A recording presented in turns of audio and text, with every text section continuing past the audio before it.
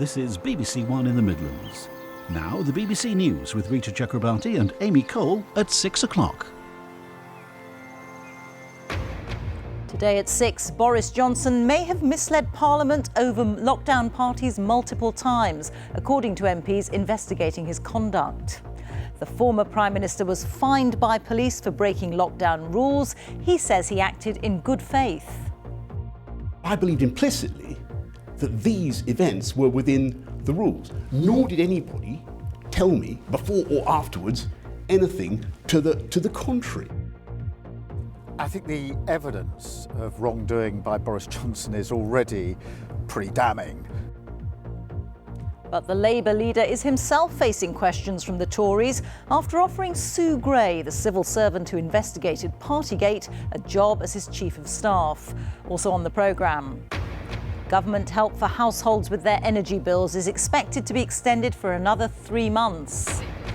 21 months in prison for the reality TV contestant Stephen Bear, who put a private video of himself having sex with an ex-girlfriend online without her consent. I have loved being here with you. Thank you so much, and may we meet again somewhere.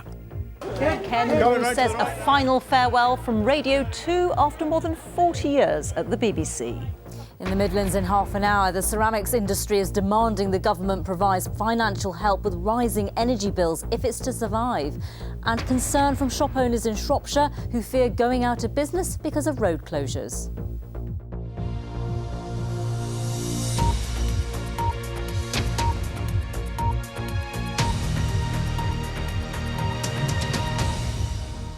Good evening.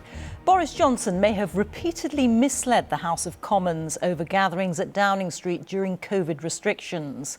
That's according to MPs investigating his conduct, who said that evidence strongly suggests that breaches of coronavirus rules inside Number 10 whilst he was Prime Minister would have been obvious to Mr Johnson.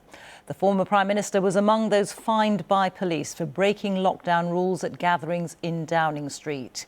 He said there was no evidence he knowingly misled Parliament. Mr Johnson is due to give evidence to the MPs later this month. Our political correspondent Helen Catt reports.